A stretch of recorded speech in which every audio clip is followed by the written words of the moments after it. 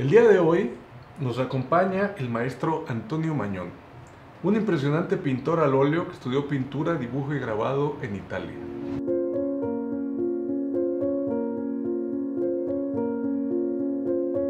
Su estancia en Europa le permitió ver de primera mano la obra de Rembrandt, Rubens, Velázquez y otros grandes que lo impactaron, desatando su pasión por las técnicas de pintura.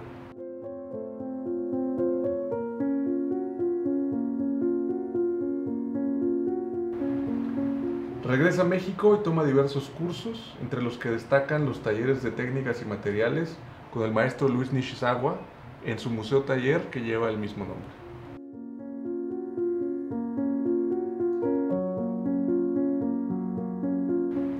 Con una trayectoria que incluye decenas de exposiciones colectivas e individuales, así como obras colocadas en múltiples colecciones privadas alrededor del mundo.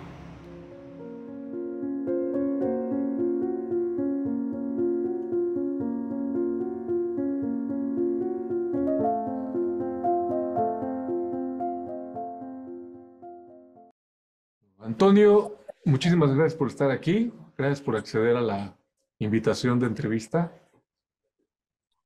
Y la verdad me encanta tu trabajo. Muchas gracias. ¿No? Gracias a Sí, ti por considerarme y por la invitación. Muchas gracias, Jorge. cuéntame un poquito, ¿cómo nace para ti tu inquietud respecto a la pintura? La pintura me empezó a interesar ya un poco tarde en mi vida, ¿no? Te cuento, yo como de formación profesional soy arquitecto y la Ujú. razón por la que estudié arquitectura es porque siempre tuve un gusto por el dibujo. Entonces, lo que me gustaba mucho era dibujar.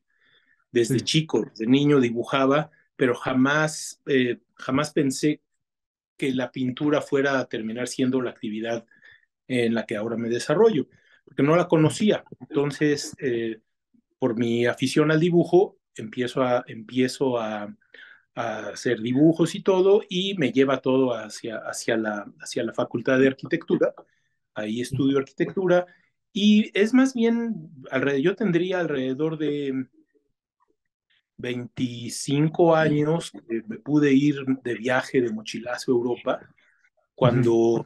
cuando visité los grandes museos en Europa, el Prado particularmente y el Louvre en París, cuando vi la obra de los grandes maestros, particularmente de Rubens, de Velázquez, dije, wow, esto es lo que siempre quise hacer, pero no sabía cómo abordar o cómo acercarme al aprendizaje de la pintura, porque pues, yo estudié en arquitectura y el dibujo era técnico, pero no sabía cómo trabajar los materiales. Entonces empecé a investigar y tuve la fortuna de poder entrar como asistente de un pintor que me recomendaron, el maestro Jaime Rueda, que Ujú. había estudiado en San Carlos, y entonces él me enseña las bases del oficio, ¿no? Yo no sabía ni qué tipo de colores al óleo comprar, o sea, qué marcas, qué pinceles se usaban.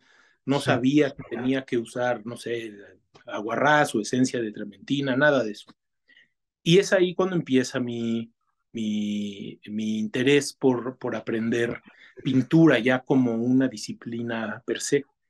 Y desde ahí, Sí. pues, ya tuve que buscarme yo la forma de aprender, de autoenseñarme, porque ya no me sentía yo con la edad como para entrar desde el principio a la, a Ujú. la, a la escuela, Carrera. era en ese entonces, creo que era la Esmeralda, que luego se convirtió en la Escuela Nacional de Artes Plásticas. Entonces, ya me dediqué a aprender por mi cuenta. Sí, entiendo. Me recuerda un poco lo que dices del cómo cuando vas a Europa empiezas a ver los grandes maestros, un poco al cómo se estudiaba en el Renacimiento, digo, en el Barroco. Es que eh, para volverte pintor en el Barroco parte era ir a Italia, quedarte un año en Italia, viendo cuadros en iglesias y viendo cuadros en distintos lugares para aprender de los grandes maestros, ¿no? Es correcto, sí.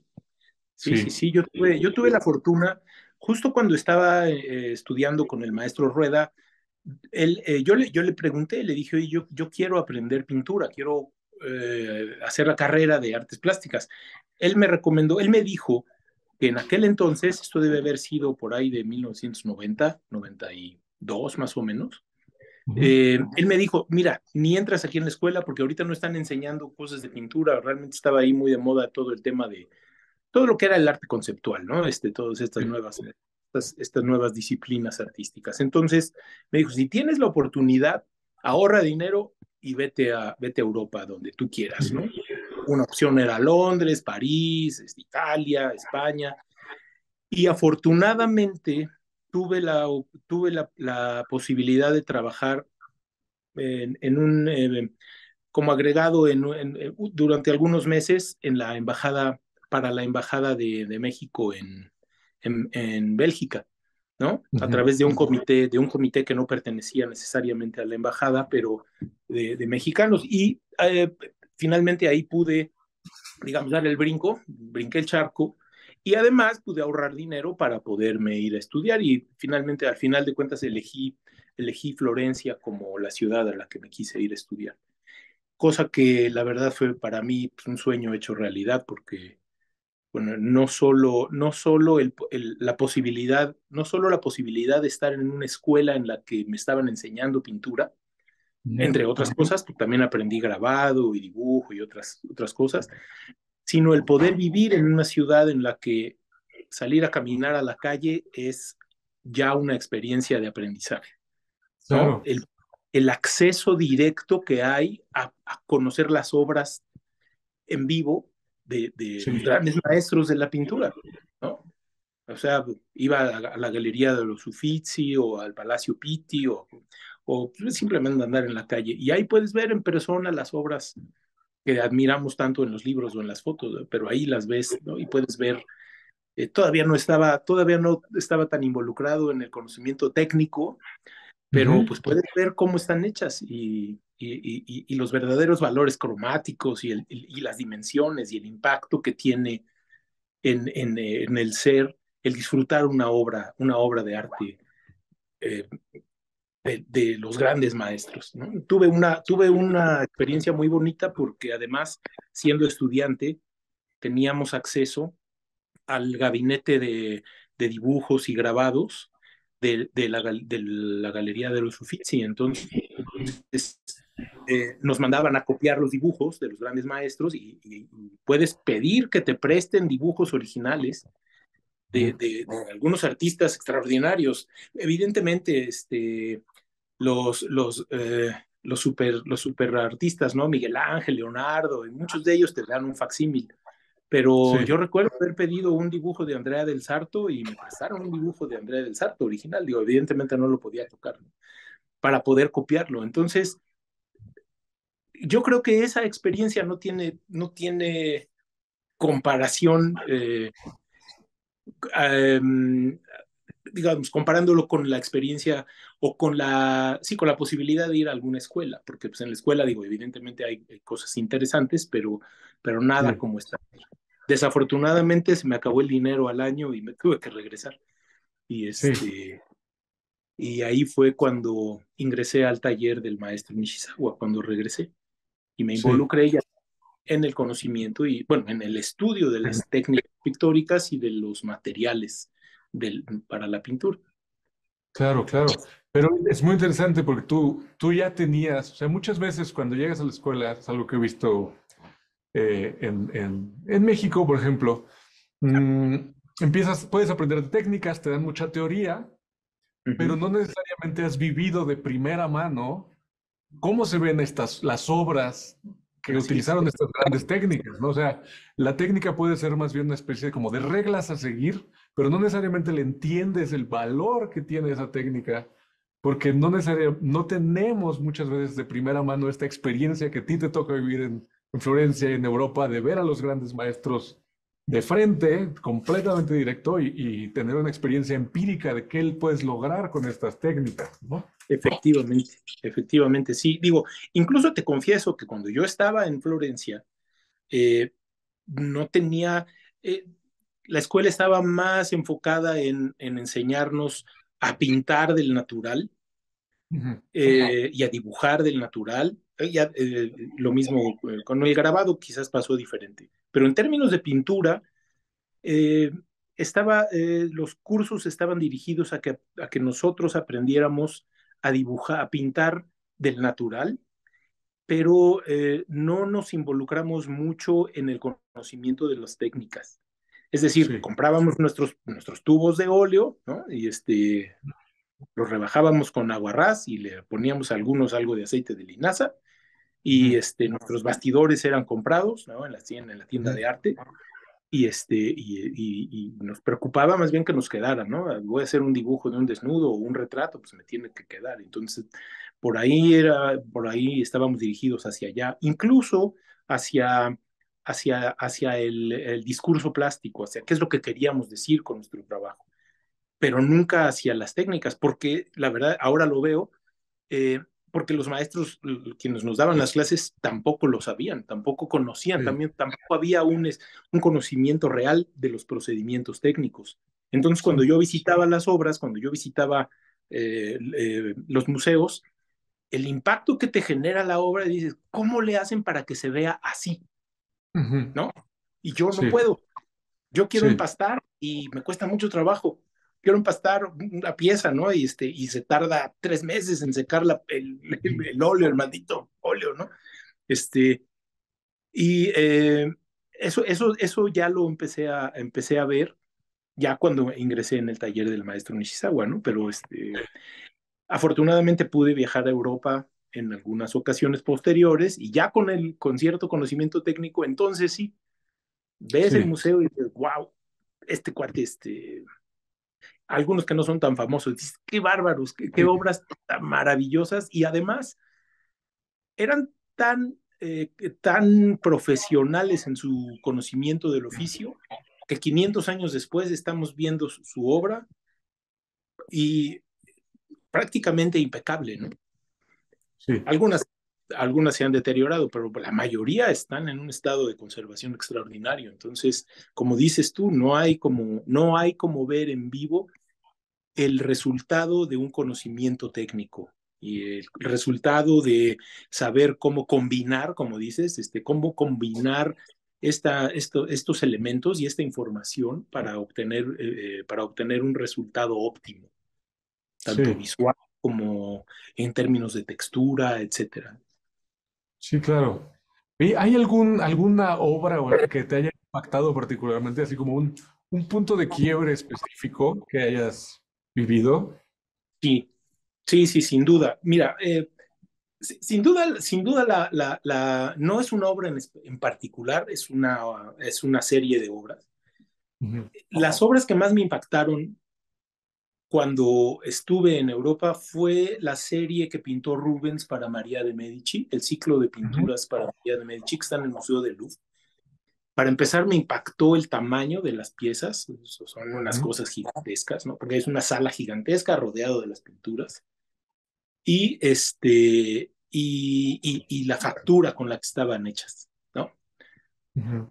Yo veía la obra de lejos y tú ves clarito, ¿no? Los drapeados de color dorado, rojos y Sí, los sí, brillos, la joyería, una cosa maravillosa. Y cuando te acercas, wow, están hechos con una libertad plástica, con unas pinceladas, deja no sé, una plasta ahí de pintura amarilla y cuando la ves de lejos es un brillo extraordinario, ¿no? En un drapeado sí, dorado, o sea, esas fueron las primeras. Cuando vi esas obras fue cuando me acordé que dije, yo quiero ser pintor sí, en mi primer viaje a Europa. Y bueno, esas fueron unas. Y posterior a esas, quizás, eh, sin duda me impactó Rembrandt cuando vi a Rembrandt en el Museo del Louvre, también en ese viaje. Pero las otras que me impactaron fueron las obras de Velázquez, sí. en el Prado.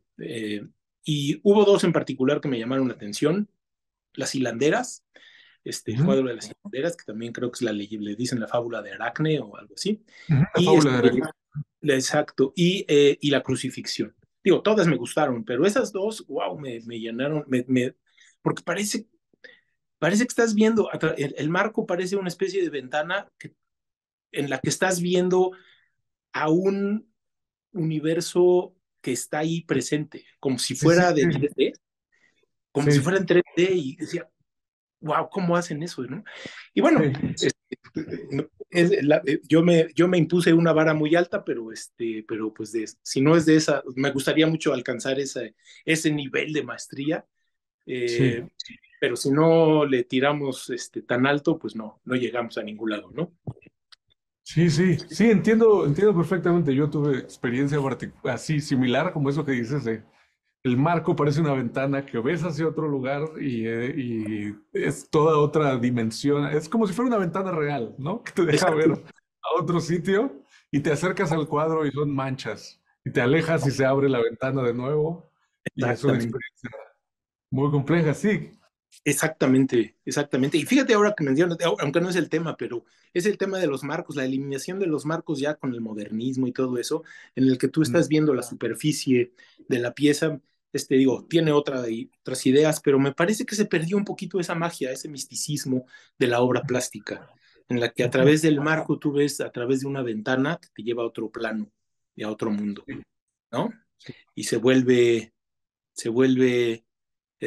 pues mágico, como el poder estar presente tú acá, de este lado del cuadro, y al mismo tiempo poderte meter en la pieza a través de, digamos, del marco. Pero bueno, ese es otro tema, ese es otro tema de discusión teórica que quizás pero nos lleve. es muy interesante, ¿no? Es muy interesante eso, porque aparte es en cierta forma es el poder acceder a una ventana de la mente del artista también, ¿no? De la mente Exactamente. del artista, de su experiencia de vida, de su visión del mundo.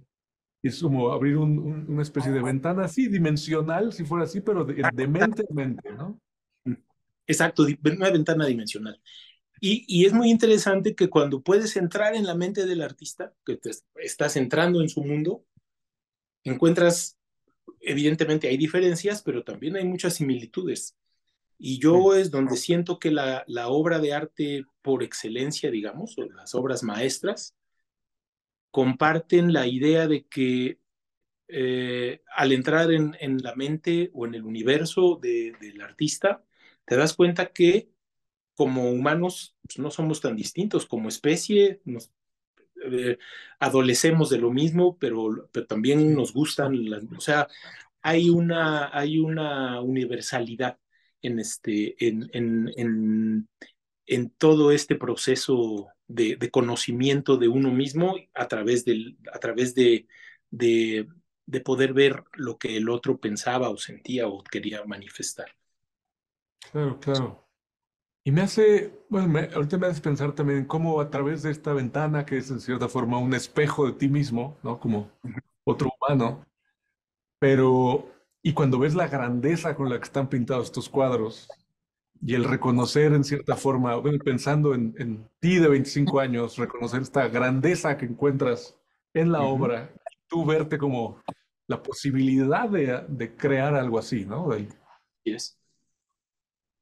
Sí, Sí, qué es, interesante. y, y entiendes la responsabilidad que tienes entonces como artista plástico, Ujú. porque, porque entonces los motivos, las razones por las que eliges pintar un cuadro pueden ser muchas, Sí, ¿no? A veces claro. buscamos, a veces buscamos aplausos o validación por parte de otros, a veces Ujú. fama o dinero, pero en el fondo lo que vas a hacer es proyectar un poco de tu ser. Entonces empieza a haber una responsabilidad porque quizás quien vea tu obra, tu pieza, necesite escuchar, que no es el término, ¿no? O sentir que alguien más en el mundo sintió lo mismo o pensó algo similar, como en un espejo. Ver en la obra encontrar en la obra una respuesta quizás a alguna circunstancia individual. Entonces, eso sin duda nos confiere una responsabilidad también como artistas, ¿sí? Como artistas plásticos. Claro, claro. ¿Hacia dónde abrimos esta ventana para el otro? ¿No? Exactamente. Y entre más honestos seamos con nosotros, más clara es la idea y más fácil es de entenderla, ¿no? Sí. Y ahora yo diría, aparte de la responsabilidad de hacia dónde abrimos esta ventana, la complejidad de abrir la ventana, ¿no? O sea, de cuando entra la parte técnica, y no solo la parte técnica, la parte de la práctica, Ujú. la compenetración con el color, con el material. Ahí cuéntame un poco, regresando a cuando vuelves y entras con el maestro Nishizawa, ¿qué es lo que te lleva para allá? ¿Qué estás buscando? Cuando regresas, ¿qué buscas producir y tus herramientas para lograrlo? Pues mira, ahora que me lo preguntas, la verdad es que en ese momento específico yo no tenía claro lo que quería lograr. Yo sabía Mm. que quería ser pintor. Entonces, y cuando regreso de Florencia, además muy triste porque pues, me tuve que regresar porque se me acabó el dinero, ¿no? Y aunque intenté quedarme, pues vivir en Europa sin dinero es muy difícil, te Sí. mueres de frío, especialmente en el invierno.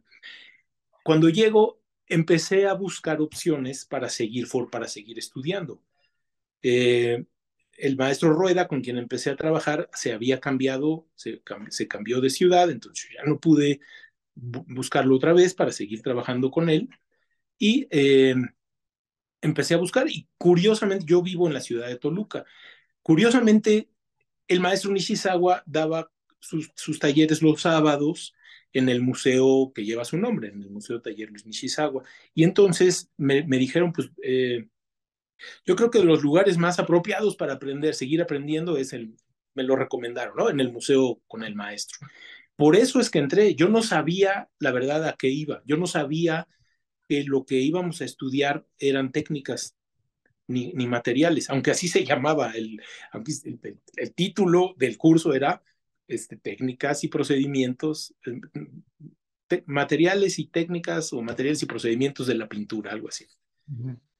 Y cuando llegué a la primera clase, que empecé a oír al maestro que se la pasaba dando fórmulas, al principio yo decía, ¿yo cómo aplico esto? ¿No? Yo quería pintar. Entonces me di la oportunidad de de regresar varias veces y entonces empecé a entender, gracias por lo que explicaba el maestro, que para poder lograr resultados similares a aquellas obras que yo había visto en los museos, yo Ujú. tenía que tener un conocimiento técnico. Y entonces caigo en la cuenta y entonces ya me enamoré del estudio de las técnicas. Y afortunadamente, pues a mí me quedaba aquí a unas cuadras del taller, el museo, entonces yo podía asistir todos los sábados, toda la mañana estaba ahí.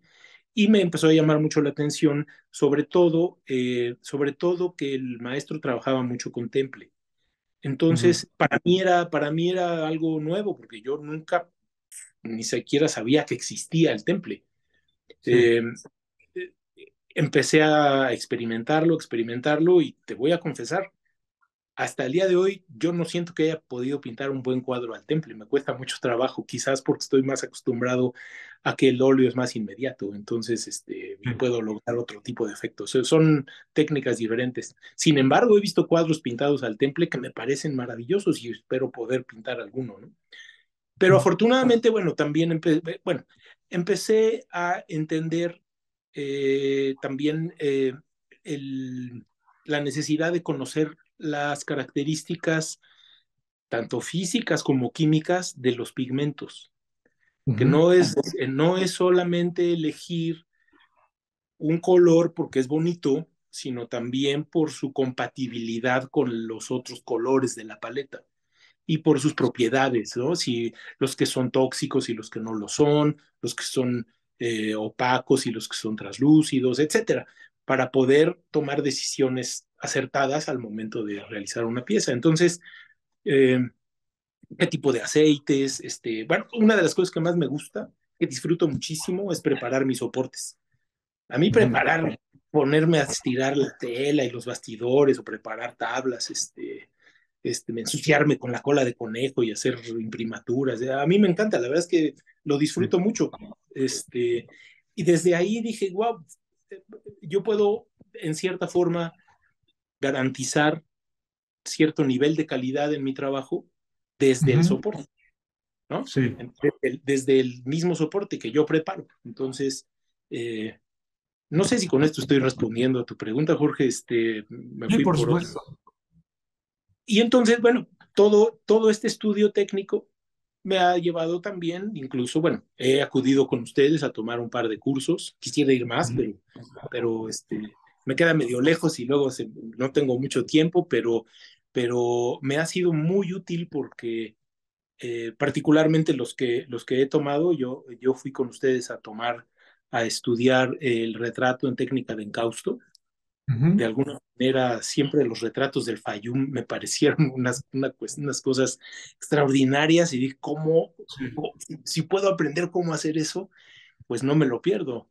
Y Ujú. el otro es la técnica veneciana, porque Ujú. finalmente tuve contacto ahí con las obras de Tiziano, de Rembrandt, este, todos estos, bueno, de Veronese y todos los venecianos también. Eh, y dije, así es como, ese es el look, esa es la imagen que quiero lograr en mi obra como resultado final. Entonces, bueno, eh, además de participar en talleres de dibujo y de pintura al natural, que eran parte Ujú. de los ejercicios de dibujo, para aprender a representar el natural, el estudio técnico es lo que ha ocupado gran parte de mi tiempo y de mi formación, que yo que he tenido que hacer de manera personal. Sí. Sí, y tú, ahora que mencionas esto respecto a la técnica veneciana y cuando dices esto es lo que yo quiero lograr en parte, que ya tenías tú las referencias de haberlo visto en vivo, Ujú. y esta cuestión que hablas, por ejemplo, de la transparencia de ciertos pigmentos, lo cubriente de otros pigmentos, unos que refractan más, otros que refractan menos, el uso de capas, o sea, justo cuando empiezas a no solo pensar en color, que creo que eso de pronto cuando tenemos relación con la pintura solo a través de foto, solo a través de video, y Ujú. no has percibido cómo hay zonas que refractan más, que refractan menos, brillos de ciertos puntos del cuadro, otros que se tragan la luz, sombras. Como que es fácil creer que es más simple lograr ese tipo de obras. Así es. Sí, digo, no, perdón, te interrumpí. Yo veo eso, fíjate que ahora con las redes sociales sigo a muchos colegas míos y yo veo que hay obras muy bonitas, la verdad es que cosas muy, muy bien logradas, pero las veo en foto. Y Sí. eso no te permite ver justamente mm, el trabajo del manejo del material. Entonces, afortunadamente he podido asistir a un par de exposiciones donde he visto la obra en vivo y la obra en foto. Y y hay algunas obras que en vivo, pues sí dejan mucho que desear en términos, eh, en términos técnicos, o al menos para mi apreciación, ¿no? Para lo que yo he visto, porque justamente comparadas con las piezas que yo conocí en los museos, se ven muy pobres. No sé si esto tenga que ver también un poco con todo, bueno, pues es parte de nuestra cultura y nuestra sociedad, que ahora todo es fast food o fast track, todo se hace por la vía rápida, ¿no? Sí. Este, no le damos tiempo a que las cosas se vayan cocinando sabroso, ¿no? Que vayan agarrando su hervor. Hace rato hablabas de las capas, ¿no? Bueno, pues ahora que he estudiado las técnicas, veo la construcción de una imagen se tiene que ir haciendo con cariño, ¿no? Como que tienes que ir invirtiéndole tu tiempo a una imagen para que al final des ese resultado. Y digo, también se puede hacer a la prima, ¿no? Sentarme y pintarlo en una sentada, pues tampoco, digo, sí lo puedo hacer, pero en mi caso a mí me aburre. Entonces, regresando al Ujú. tema, hay obras que en video o en foto, son muy fotogénicas, pero Ujú. que no necesariamente son o están muy bien logradas, incluso en términos técnicos, ¿no? Que Sí. ahora con lo que he estudiado, podría adelantar que tendrán algunos problemas, problemas de conservación Sí, en un periodo de tiempo no muy largo. sí, claro. Sí, aparte del, digamos, que el impacto visual es menor, muchas veces ya en vivo, Sí, hay una desventaja de durabilidad, así es, ¿no? así es, Y así dime, en es. esos términos, tú tienes o sea, tu relación con la técnica es principalmente por el impacto visual que puede producir el cuadro a partir de ella, o te inclinas más hacia la parte de la durabilidad. ¿Cómo es ahí tu relación con el material? Yo creo que tiene un poquito de las dos, Jorge. Yo creo que tiene un poquito de los dos. En cierta forma, creo que todos los que nos dedicamos a esto, y yo creo que en general, eh, todos los seres humanos, tenemos un lado que espera que aquello que hacemos tenga cierto impacto en el futuro, o que tenga, o que perdure, ¿no? Quizás no todos, pero a mí sí me gustaría que la obra tuviera un tiempo de vida relativamente largo, sí me gustaría, por supuesto, pero yo creo que bueno, al aplicar los conocimientos que tengo técnicos, creo que podría garantizar que esta durabilidad se va a dar. Pero yo lo veo más en términos del efecto plástico de cuando ves la obra en vivo, porque Ujú. finalmente eh, esa es la verdadera razón por la que me interesan las técnicas, Sí. porque yo quiero que mi obra se vea como la obra de Rubens, ¿no? Yo, como la obra de Velázquez. Ujú. Entonces, para poder lograr ese impacto, cuando ves la obra en vivo, necesito conocer las técnicas y necesito ser muy cuidadoso en la elección de mis pigmentos y de mis colores, bueno, de la paleta, etcétera, etcétera.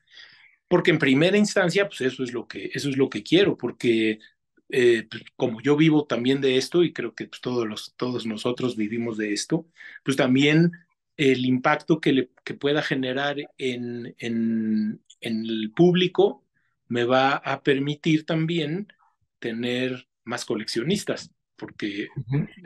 puedo tener la, eh, la obra puede, ¿cómo te explico? ¿Cómo lo diré?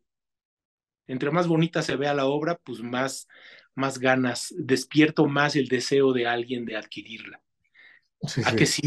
que si no se ve bien, ¿no? Porque aunque esto suene medio comercial y medio vacío, pero pues yo tengo que sostener a mi familia. Entonces, en la medida en la que vendo mi trabajo, también no solo sostengo a mi familia, también puedo reinvertir y seguir trabajando. Entonces, Sí.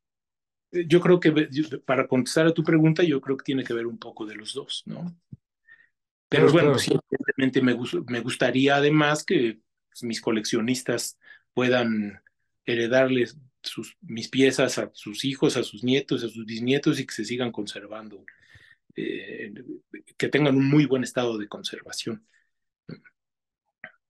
De alguna Claro. manera, perdón, no te Me, interrumpo. me recuerdas un poco ves cuando en el Renacimiento llega un momento en el Renacimiento tardío donde los artistas, puesto que estaban trayendo bastantes clientes a las iglesias, digamos, no sé si clientes es la palabra correcta, pero Ujú, feligreses, ¿no? ujú, Entonces llega el momento en donde ellos exigen una paga mucho más alta y la ujú, iglesia no puede rechazar esa paga, que es de hecho el punto de quiebre hacia el barroco, ¿no? Cuando ujú. las academias, los talleres de los artistas empiezan a tomar bastante peso porque pues llenaban las iglesias de feligreses. Entonces esta parte del impacto visual de la técnica que justo surge durante el Renacimiento en gran medida por Roger Bacon, ¿no? Y toda esta cuestión de la pintura natural, buscar la pintura naturalista y que luego se Sí, vuelve en el barroco en el impacto visual, los cuadrotes, las luces, los ángeles, las apariciones, o sea, era como los efectos especiales de la época y la técnica permite eso. exactamente, exactamente, porque se vuelve espectacular. Ujú. Empezó siendo, digo, en el Renacimiento, sí, la representación de las escenas religiosas, eran muy bonitas, ¿no? Pero todo, tú lo dijiste bien, y justo se vuelve espectacular. Es justo lo que nos pasa, a lo mejor haciendo una analogía, lo que pasa ahora con las películas, el cine. El cine, entre más espectacular, también pues, atrae a más gente, ¿no? La razón por la que ahora se cobran millones de dólares, los artistas, los actores y actrices cobran millones de dólares por su capacidad de llenar salas de cine en todo el mundo. Y a eso le sumas, digamos, las películas de Marvel, por ejemplo, ¿no? Que son Ujú. efectos, wow, tú vas a ver un espectáculo. Sí, Entonces, digamos, me imagino que en su momento, pues ese era el equivalente, el poder ir a ver a la iglesia una obra gigantesca de, no sé, de Caravaggio, ¿no? De Rembrandt, de sí, Rubens, ¿no? La adoración de los magos de Rubens, que es una cosa gigantesca y está padrísima, ¿no? Todo es sí, movimiento, color, wow, ¿no? Bueno, en ese entonces era ir a ver eh, era como ir a recibir una especie de sí, revelación mística a través de una imagen espectacular. sí. Y como dices, y bien dices, eso lo permite el conocimiento técnico, Ujú. conocimiento de tus materiales. Y, en fin, este, es, por eso es que yo creo, al menos eso intento con mi trabajo, lo más importante es producir el efecto deseado. Y ya, Sí, digamos, como bonus, como premio, como extra, pues va el tema de que va a tener permanencia en el tiempo. sí, entiendo. Oye, y hablando de eso, he visto en tu trabajo cómo haces mucho, desde mi punto de vista, énfasis entre la transparencia y la opacidad de ciertos pigmentos, ¿no? O sea, como que he visto tu uso de ciertos, por ejemplo, cuando pones el ocre en la parte del fondo y vas construyendo las capas, de pronto tienes impastos muy cubrientes contra otros pigmentos muy transparentes. Dime, ¿qué hay algunos pigmentos, o digamos, pueden ser óleos ya en tubo, pero que algunos pigmentos que consideres esenciales en tu forma de trabajar? Sí, bueno, mi paleta básica, digamos, dependiendo del tema, elijo una paleta, pero tengo una paleta básica, fundamentalmente. Me gusta mucho empezar a trabajar. En un principio, las primeras capas, trabajo con tierra, ay, se me fue el nombre, sombra natural, con sombra Sí, natural, con siena tostada y con blanco de plomo, por lo general, cuando lo consigo. Este, sí, si no, bueno, le tengo que poner titanio, pero por lo general con blanco de plomo. Para empezar a trabajar, digo, en términos de color, ahorita paso al tema técnico. Esos dos cuando empiezo y tengo fundamental en mi paleta el amarillo ocre, siena tostada, rojo de cadmio, azul ultramar, eh, el viridian lo uso, pero no tanto, ujú, y el negro a veces uso de Marte, a veces de hueso, ujú. Ivory Black, el negro de Sí, hueso. Sí, de marfil, que sería el término correcto, ¿no? Esos son sí. básicos los colores básicos con los que siempre trabajo. Algunas veces también incluyo la lisarina Ujú. y y algún amarillo cadmio medio cuando requiero de un tono amarillo muy brillante. Pero por lo general el amarillo casi siempre es amarillo ocre. Me gusta Sí, mucho Me gustan mucho las tonalidades tierras. Las tierras me gustan mucho. Y en cuanto a su color, pero también me gusta que son muy estables, ¿no? ujú, Y dentro ujú. de la gama de tierras, pues la verdad es que hay unos muy bonitos, amarillos, naranjas padrísimos de tierra, ¿no? Algunos verdosos. Me gusta mucho la paleta de las tierras. Sí, sí, sí, le podríamos decir la paleta antigua, ¿no? Que Así ahora es. muchas veces le dicen, bueno, ves que hay este término de la paleta Zorn, que es con el rojo cadmio, amarillo Sí, ocre, blanco, negro, pero a mí me gusta más pensarlo como paleta antigua, creo que dejárselo a una sola persona. así No, es. Sí, porque sí. incluso, bueno, incluso hoy se la atribuimos a Zorn, pero digo, Sí. hay un grupo, los alumnos, los estudiantes de Odd Nerdrum, este pintor noruego, dicen Ujú. que era la paleta de Apeles, ¿no? Del famoso pintor griego Apeles. Entonces, Claro. pues, atribuirle la paternidad a la paleta es muy complicado, pero bueno, es una paleta, digo, esa sí la tengo como base, digamos, pero yo sí uso azules, yo sí uso verdes, Sí. un que otro amarillo según lo que requiera. Sí, creo que es un punto importante ese, porque, sabes, bueno, nosotros aquí vendemos un set que es el set de Nishizawa, el de 13 colores, que él lo diseñó el maestro para sus alumnos, ¿no? Lo vendíamos ahí en Toluca y Sí, en la ENAP, cuando era la ENAP. Y el maestro, cuando armó ese set, lo armó a partir de cómo todavía se enseñaba la teoría del color o les enseñaban a pintar en San Carlos. Entonces, lo primero que hizo fue poner los pigmentos centrales, que era la paleta antigua, amarillo ocre, rojo óxido, negros, blancos, pura paleta antigua. Y luego ujú. encima de la paleta antigua tienes algunos colores como los que mencionabas, el verde viridian, el alizarina crimson, el azul ultramar, pero digamos que son, muchas veces eran más pigmentos para acentos, no realmente para la construcción general del cuadro, ¿no? Exactamente. Así es, sí, así lo hace, porque la verdad es que digo, la paleta antigua, es muy práctica para mezclar colores de piel. La verdad es que Sí. para alguien para quienes hacemos retratos o figura humana, es muy práctica.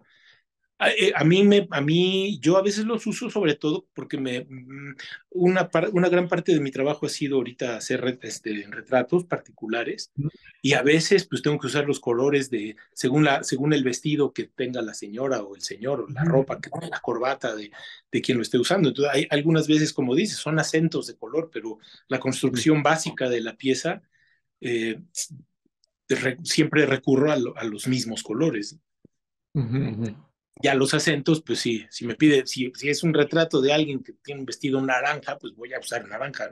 Bueno, voy sí, probablemente use naranja, un cambio y me quito de problemas, Sí.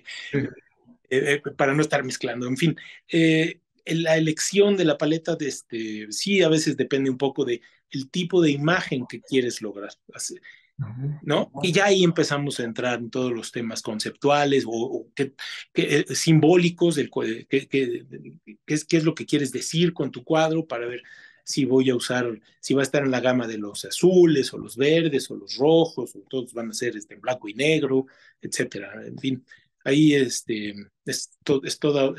todo em, un tratado de conceptos de los que se puede escribir y que se sigue escribiendo y se seguirá escribiendo sobre los valores y sí, el valor simbólico de los colores. Sí. Y dime, en ese sentido, ¿tú cómo abordas, de dónde abordas esto del símbolo del color en tu obra? Pues mira, como soy muy tradicional y como me gustan los colores tierras en general, Ujú. a veces, en términos simbólicos, te diría, tiene un poco que ver, vamos a poner un ejemplo. Tengo un autorretrato en el que estoy enojado, entonces pues, lo puse rojo, ¿no? Con tonos muy cálidos, ¿no? En rojos y naranjas, es un ejemplo, ¿no? Entonces, eh, también, digamos que la teoría sobre el simbolismo del color también cambia siento Por que época. no hay una teoría unificada de la simbología del color. Ujú. Eh, Consulto distintas fuentes, entonces, para ver más o menos, ¿no? De Ujú. qué valor simbólico tiene cada color. Y a veces encuentro que cada quien le da un valor diferente. El rojo es la sangre y para muchos es la vida, porque pues, es la sangre, ¿no? En algunos otros casos puede ser un color violento, ¿no? Que transmita cierta violencia, en fin. Eh, entonces, empiezo a pensar, cuando pinto algunas piezas, algunas veces, vamos, tuve que hacer un par de piezas de índole religiosa, ¿no? Entonces me piden un cuadro de la Virgen. Entonces, simbólicamente, pues tengo que recurrir al simbolismo cristiano de los Ujú. colores, ¿no? El blanco y el azul de la Virgen María, ¿no? Sí. Porque pues, simbólicamente es como se identifica a la Virgen. Cuando hice otro que le cambié los colores, pues, pues no parece a la Virgen. Bueno, me dicen que no parece. Ujú. Entonces, normalmente, ahora también te voy a confesar, a veces es una cuestión más intuitiva. A veces más bien les digo, este me late que quedaría bien en verdes, ¿no? Y entonces, pues, saco el viridian y empiezo a trabajar ciertas cosas. No como acento, sino ya como un color, este, un tono local, ¿no? De empezar a hacer Ujú. todo en verde o en Sí. amarillos. Entonces, simbólicamente te puedo decir que la verdad es que, pues, como que yo solito voy adoptando el que me conviene, según el resultado que quiero lograr. Claro, creo que es un tema muy interesante porque de pronto, o sea, por un lado ponemos símbolos como artistas desde lo que a nosotros nos significa, ¿no? O sea, Así. para mí esto es tal, para mí esto representa tal cosa, pero de pronto cuando solamente nos enfocamos en para mí qué significa como artista esto, Ujú. se rompe la posibilidad de lectura, ¿no? Para el otro. Y creo que también, sobre todo, por ejemplo, a mí que me gusta mucho el arte antiguo, arte no solo no renacentista, sino así como premedieval y de culturas Ujú. antiguas, cuando no hay, creo que, o sea, el punto que tocas de este equilibrio entre el simbolismo individual y el simbolismo, por ejemplo, cristiano o el simbolismo que es de una cultura mucho más larga, mucho más amplia, abre también la posibilidad de comunicación con otros, no solo del presente, sino para el futuro, por ejemplo, ¿no? Ujú.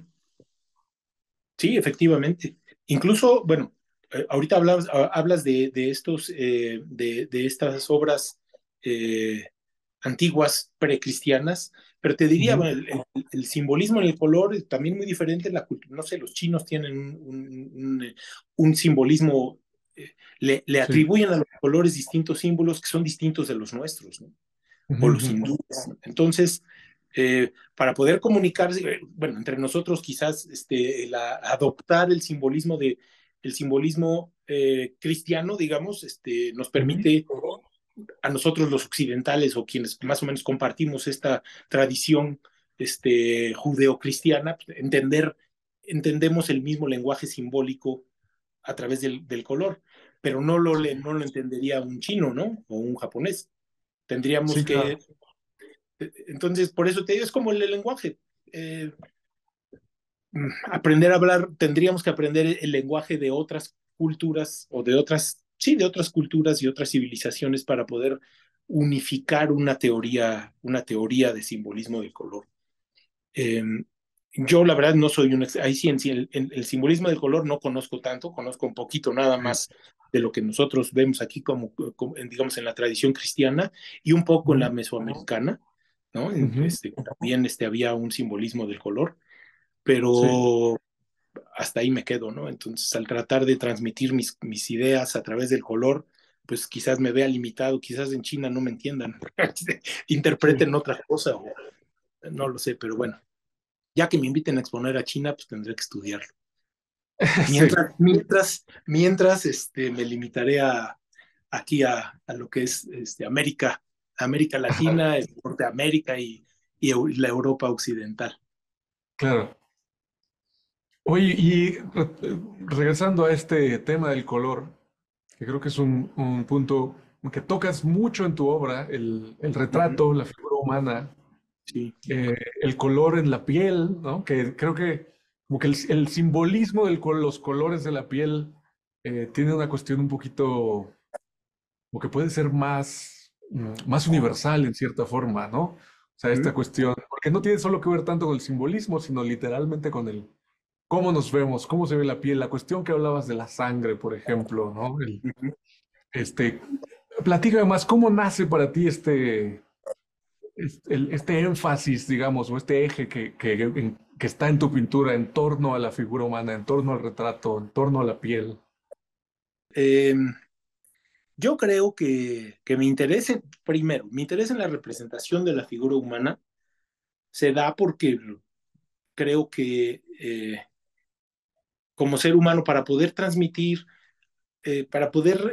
déjame ver cómo te lo explico, eh, necesi- es como en el cine, tiene que haber personajes humanos que transmitan una experiencia humana para que lleguen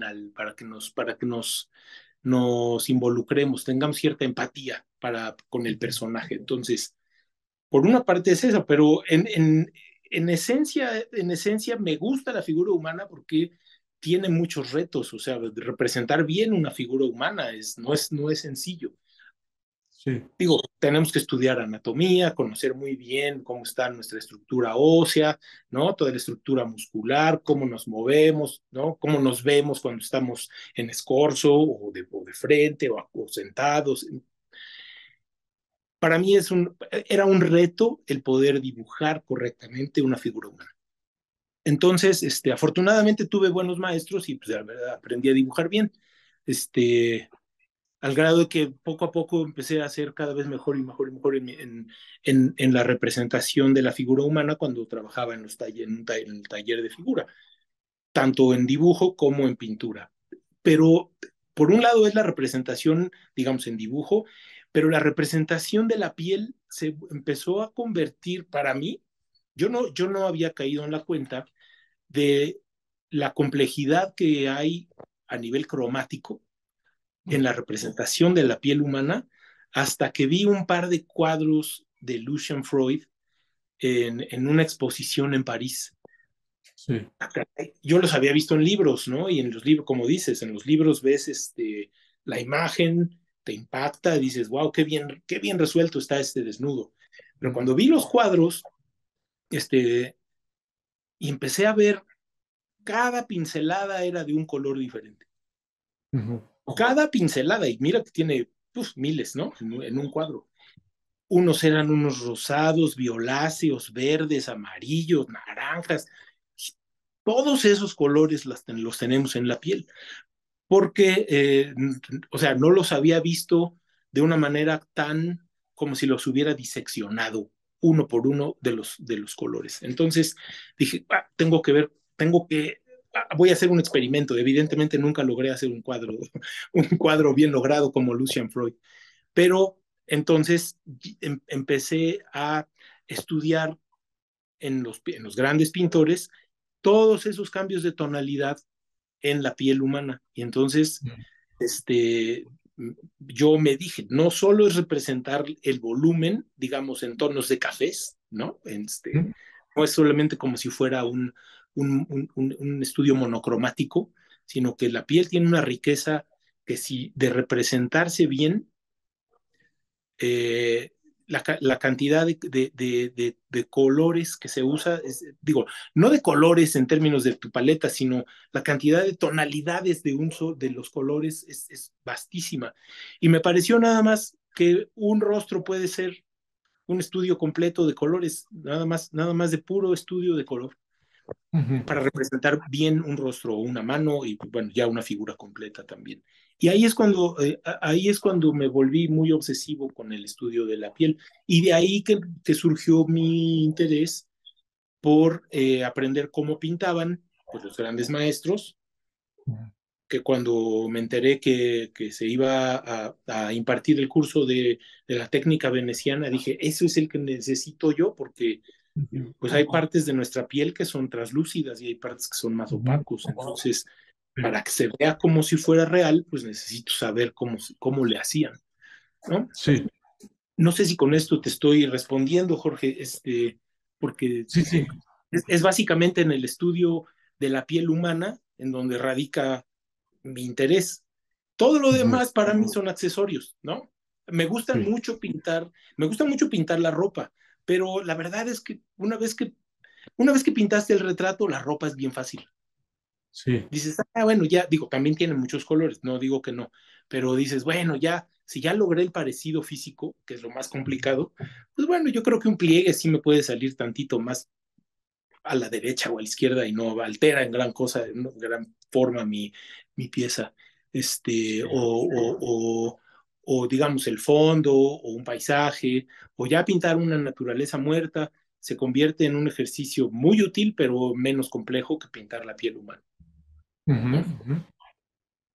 Claro, y creo que ese es un punto muy importante respecto a la historia de la pintura occidental, porque ves que todavía en el siglo XIX, final del siglo XIX, pues un pintor de lo que viviera de retrato, no, Claro, no vivía ese paisaje. Y eso mismo, el vivir de retrato y el énfasis que hubo en el retrato, en la carne, y cuántos artistas desarrollaron técnicas y métodos y procesos de uso de color para pintar esto que dices tú, de zonas de transparencia, zonas opacas, zonas de brillos en el rostro, todas estas técnicas asociadas al cómo crear a alguien que parece vivo, ¿no? Prácticamente. exactamente. Ujú. Sí, esa es la intención. Al pintar una figura humana, pues, la intención, lo ideal es lograr que parezca que está vivo, ¿no? Que Sí. parezca que está atrás de ese marco, ¿no? Que lo veas y Ujú. digas, ay, pues, parece que me va a hablar. Ese es el reto, digo, ¿no? Evidentemente no todas nuestras obras terminan siendo excelsas. La verdad es que hay algunas que por más que le hacemos ya tienen un límite y mejor hay que dejarlas. Pero hay algunas que pueden llegar a ser extraordinarias. Entonces, en esa búsqueda es donde centro mi atención. Y en esa búsqueda es donde, a ver, en la búsqueda de darle vida al a que parezca vivo el retrato, es donde cobra importancia el conocimiento técnico, Sí, que de otra manera no lo logras.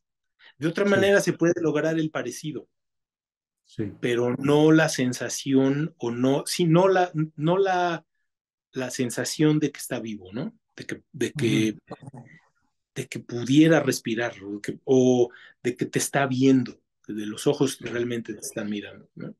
En fin, ujú. este, por eso es que a mí me enamora mucho la pintura y por eso es que me gusta tanto.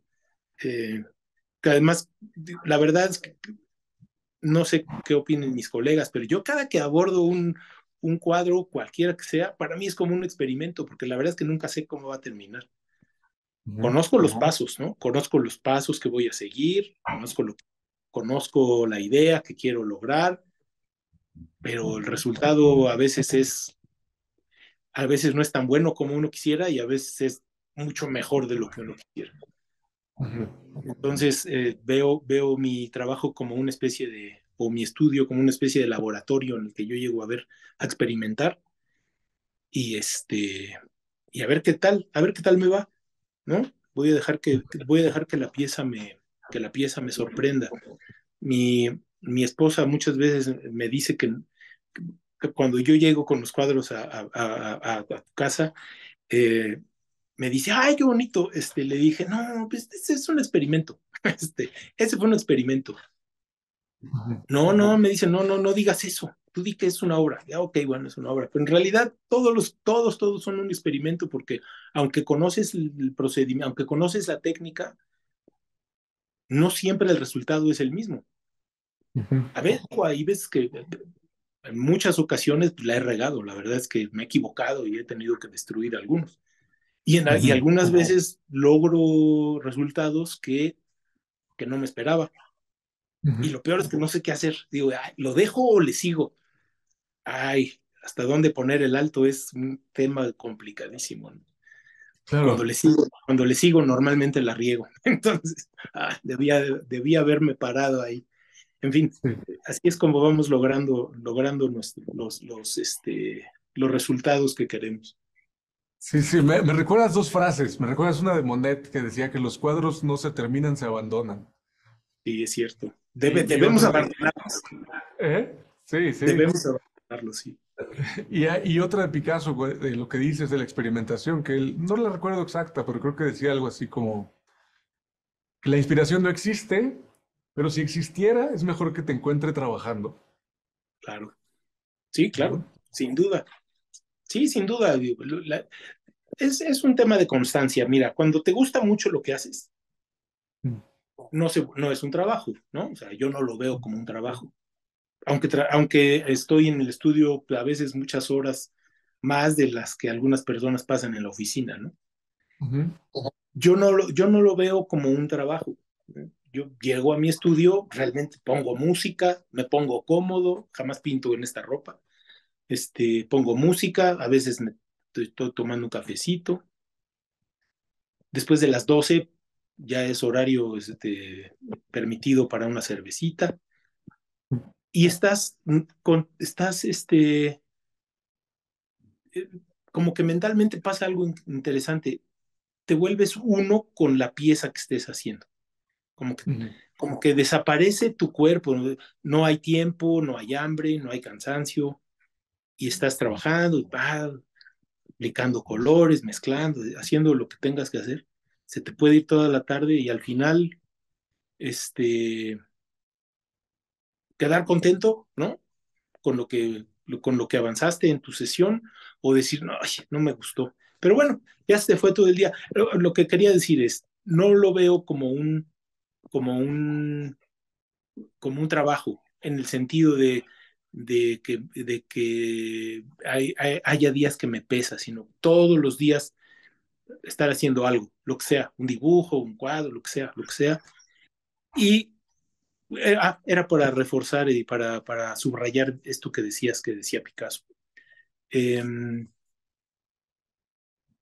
a veces, digo, las mejores ideas, a veces no, no sé si las mejores, pero siempre te llegan cuando estás ahí, cuando estás macheteándole a tu oficio, ¿no? Es un tema de oficio, estarle dando, pum, pum, y entonces, la idea para el próximo, la idea para el próximo, para una colección, y luego nos falta tiempo para poder realizar todo eso que estamos planeando. Pero en fin, sí, me gusta mucho, yo disfruto mucho mi actividad. Claro, y eso, el maestro de Shizawa decía, hay más arte que vida. Sí, en alguna ocasión también en las clases decía eso cuando nos daba sus fórmulas, Ujú, anotábamos las fórmulas, ¿no? El temple de huevo, el temple graso, el temple resinoso, el mixto, el encausto, el óleo, pa. Y nos decía, no van a tener tiempo en su vida de experimentar todo, o sea, de pintar todo eso. Y la sí, verdad es que tiene razón, no te da tiempo, no nos da tiempo. Y qué bueno, ¿no? Qué bueno que ahora sí que la paleta de opciones para poder generar y producir una pieza sea tan amplia, sí. para poder, porque además cada técnica requiere más bien, hay una técnica para cada personalidad. Ujú, Cada personalidad tiene que encontrar la técnica que es apta para, para manifestarse, ¿no? sí, Como te digo yo, el temple me gusta muchísimo, todavía no lo logro, pero mi objetivo del 2024 es por lo menos hacer un buen cuadro al temple. claro. Uso, uso el temple pero es de barniceta, como parte de las primeras capas para terminar Ujú, al óleo, como parte de la técnica sí, veneciana. Pero sí, sí, me gustaría mucho pintar un buen temple, un buen completo. temple de huevo, nada más, Sí, ¿no? Nada más. Así sí, que ahí voy experimentando. sí, fantástico. Sí, fantástico. Y es que sí es realmente dominar una técnica, por ejemplo, ahorita que hablas del temple de huevo, o sea, comprometerse a dominar el temple de huevo o comprometerse a dominar la técnica veneciana en óleo, pues son años y años de práctica, ¿no? O sea, si no es una técnica que te llena, implica tanto esfuerzo realmente dominarla, sobre todo al punto que tú quieres, que es comparándote con los grandes maestros, como decías. Eh, digo, tenemos que recordar que en la época, por ejemplo, de Caravaggio, cuando Caravaggio es estudiante, los días laborales eran días de 12 horas o 14 de lunes a domingo, ¿no? Y empezaban a trabajar, a dominar las técnicas desde niños. Entonces, cómo nos comparamos con ellos como artistas, queriendo conseguir eso, pues son estándares altos en términos de práctica y de tiempo, de dedicación. al oficio de artista. Ujú, exacto. Sí, digo, cuando me comparo, digo, aquí hay varios temas a tocar. Cuando digo eso, no quiero decir que yo aspiro a ser como ellos, o más bien, me gustaría, pero entiendo que en su tiempo, para empezar, ellos empezaron mucho más jóvenes que yo, desde lo que Ujú. eran 12, 14 años ya están trabajando. Y al estar haciéndolo diario de manera cotidiana, alcanzaron unos niveles de maestría pues, fantásticos.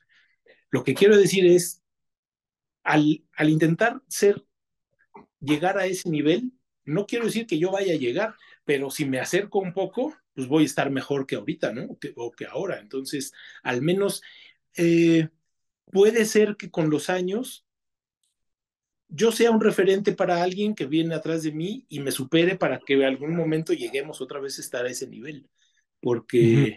porque todo ese conocimiento técnico que se, mm, que se despreció durante algunos años durante el modernismo, Ujú. este, está, hoy hay hoy siento que hay un interés enorme por rescatar todos esos procedimientos para poder tener la calidad que tenían ellos, ¿no? Entonces, Ujú. a eso me refería, ¿no? En términos de espero alcanzar alguna.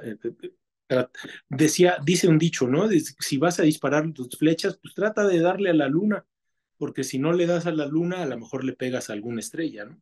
Entonces, bueno, Sí. es tratar de llegar lo más que se pueda, lo más alto que se pueda en términos de calidad. Quisiera que fueran de calidad, ¿no? A través del estudio y eh, el conocimiento técnico de la pintura.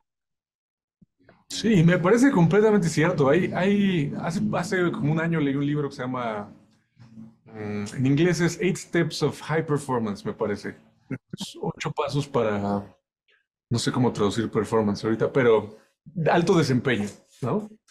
Y es un doctor que se puso a investigar todos los tantos artículos académicos como encontró respecto Ujú, a las mejorías en performance de ujú, distintas personas y organizaciones. Y el primer punto que tenía más datos era, o digamos que más bien, lo primero que encontró en los artículos es que a más alto sea tu meta, ujú.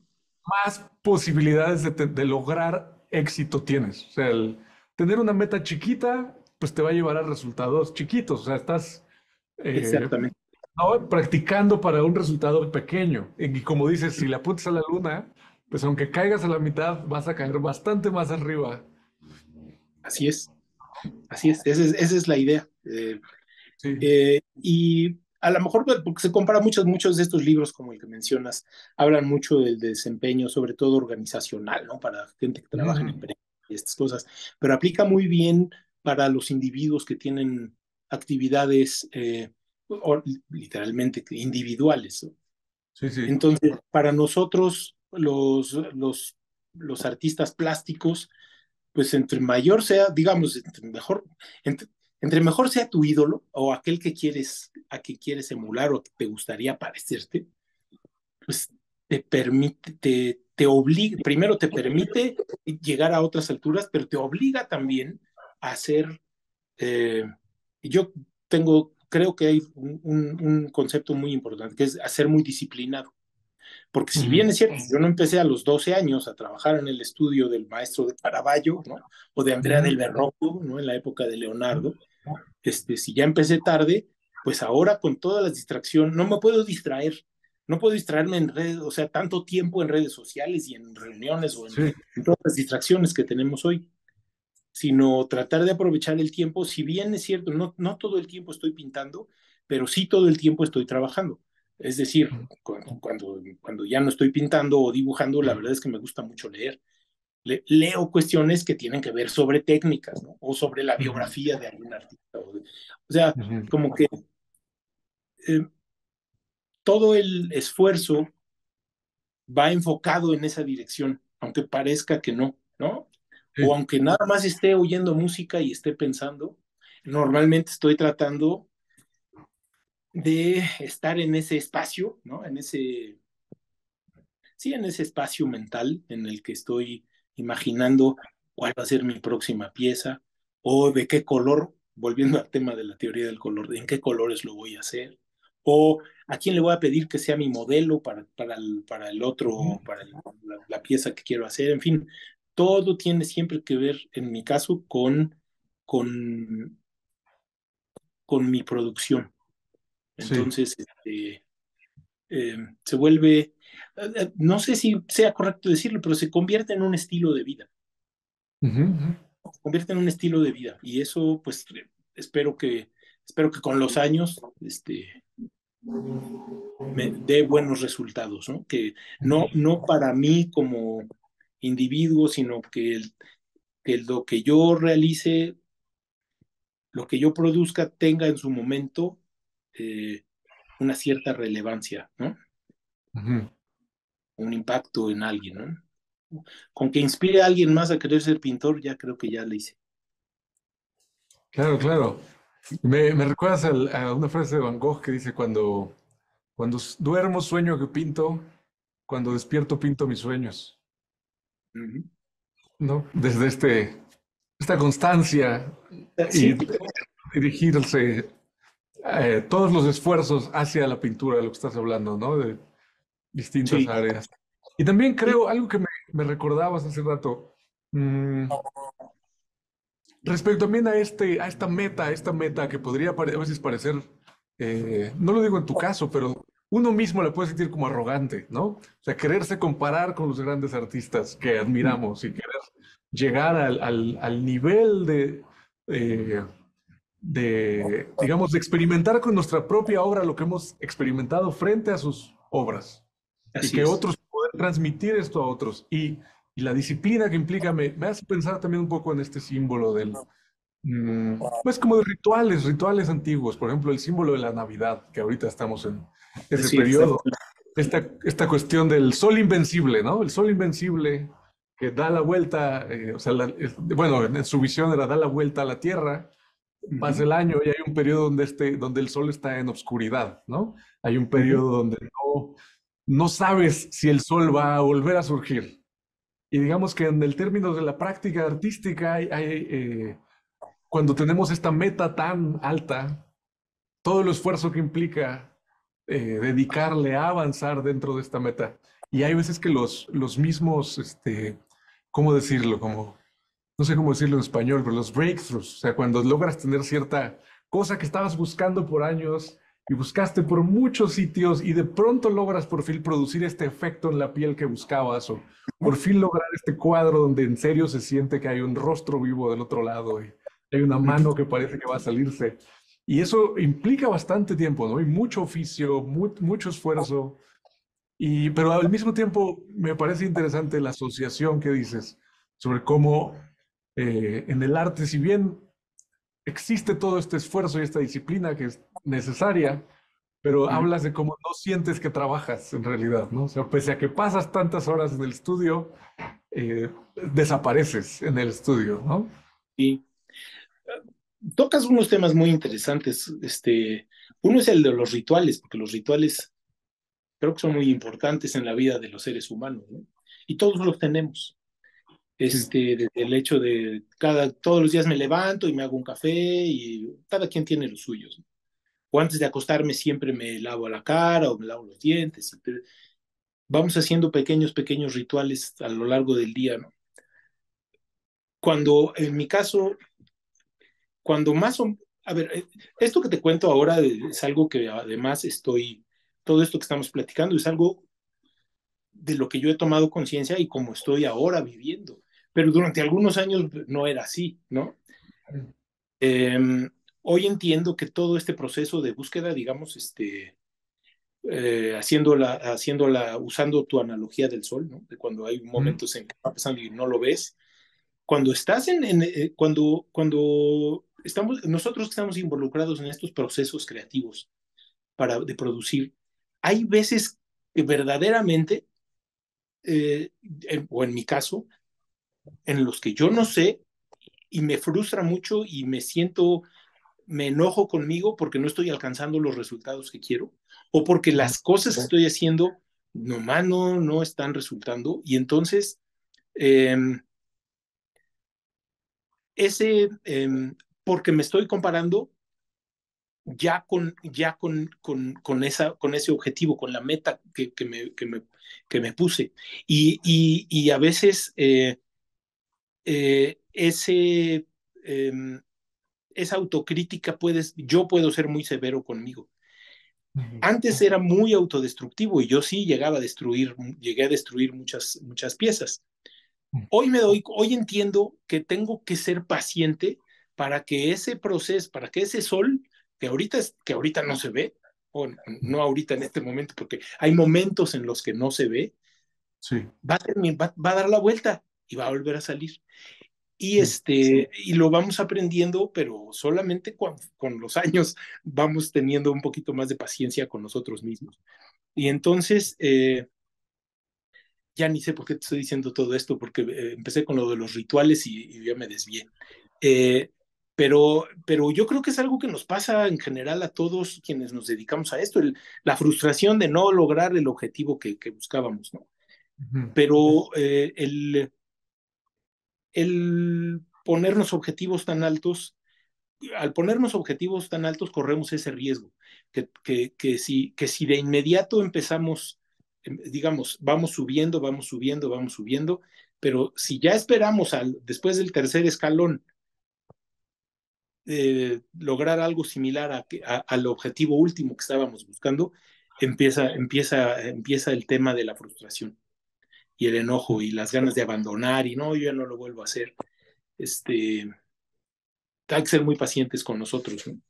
Porque finalmente no son carreritas, ¿no? Hay que esperar al final del camino y pues el final del camino, por lo general, en el caso de un artista plástico, es pues cuando nos morimos, ¿no? Cuando dejamos de estar aquí, porque creo podemos trabajar pues el resto de nuestras vidas, podemos estar en actividad el resto de nuestra vida.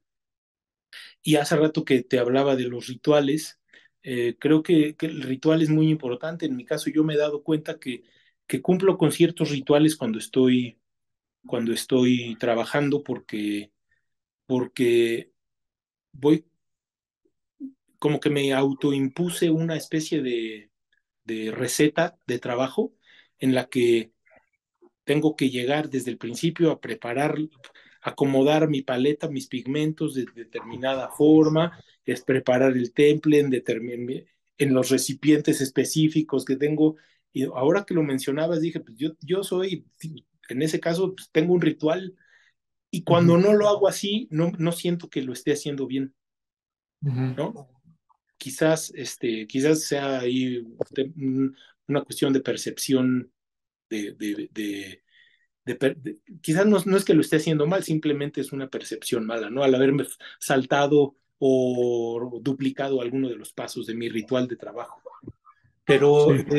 finalmente ya soy un poco más paciente conmigo también en cuanto a mi producción y ya no destruyo mis cosas. Quizás era lo más importante. Quizás después de todo este rollo, eso era lo más importante. Pues también el destruirlas puede ser importante. Yo recuerdo la maestra Luz siempre al final de cada año, desde hace mucho tiempo, rompía muchos cuadros. O sea, Ujú. los que no eran satisfactorios, al final del año se iban en cachitos. Sí, sí, no los intentaba vender los que no eran satisfactorios, ¿no? Esos se iban. Ujú. Y creo que también es válido, ¿no? Me gustaría saber en tus clases, porque he visto varios cursos que has impartido, ¿cómo Ujú. abordas un poco esta parte por un lado, permitir, o sea, que los alumnos se permitan a sí mismos ponerse retos altos, pero por otro lado, que no se castiguen si no los alcanzan desde el principio? ¿Cómo abordas tú el transmitir el oficio? Mira, te voy a decir, los talleres que he dado son de retrato, normal, son de retrato al óleo. Entonces, como el tema del retrato puede ser muy exigente, Ujú. porque pues, finalmente, digo, el objetivo final del retrato es de que pues, el producto final tenga parecido con el modelo. Entonces, empiezo, por lo general, más que, siempre abordo temas técnicos en términos siempre los trato, pero por lo general el problema en los talleres de retrato está más bien en la cuestión del dibujo. Ujú. Entonces, dedico más tiempo al dibujo, a la representación correcta de los ojos, de la nariz, de las facciones del modelo y a la mezcla de los colores para lograr los tonos de la piel, Sí, ¿no? Entonces, gran parte del tiempo se nos va por ahí. Entonces, ya en cuestiones técnicas, por lo general lo platico con algunos de los alumnos más avanzados, es más fácil involucrarme, porque entonces sí, si ya no tenemos que dedicarle tanto tiempo a resolver el dibujo, eh, proporciones y todas estas cosas, ya podemos empezar a trabajar desde el principio en cuestiones técnicas. Y entonces sí, esto lo hago para todos, les explico las propiedades de cada uno de los colores, ¿no? Cuáles son los que son opacos, cuáles son translúcidos, cómo funciona el tema de las veladuras, ¿no? Para dar transparencias, etcétera. Pero no todos alcanzan, no a todos les da tiempo para poder aplicar todo. Entonces, sí. así es como lo abordo, porque los que he dado, los talleres que he dado han sido fundamentalmente de retrato. Entonces, eh, eh, me han pedido que les explique, que dé alguno que sea de técnicas en especial, ¿no? Me han pedido, enséñanos a preparar nuestros bastidores y hacer imprimaturas.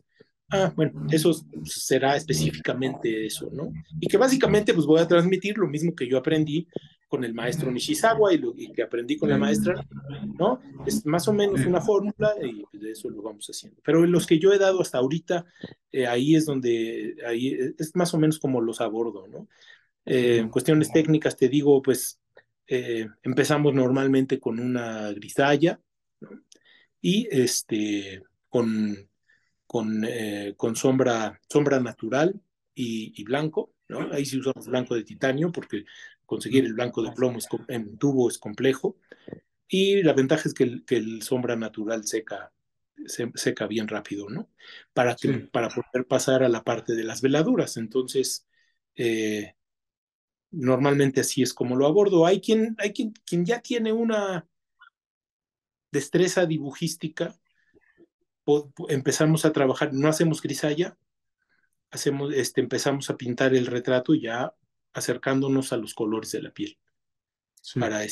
para que, para, sobre todo para ir aprendiendo a mezclar los tonos de piel. Luz, sombra, los brillos, no sé, los labios, el cabello también es importante. Ujú. No, no es tan, es un tema complejo, la verdad, el cabello, o en el caso de tú y yo, la barba, ¿no? En Ujú. fin, por ahí es así más o menos es como abordo los talleres. Sí. Oye, ya para terminar, ¿qué consejos darías a quienes quisieran empezar, iniciar o más, o quizá no iniciar, sino decidirse a brincar por completo a ser pintores? Que lo piensen bien. No,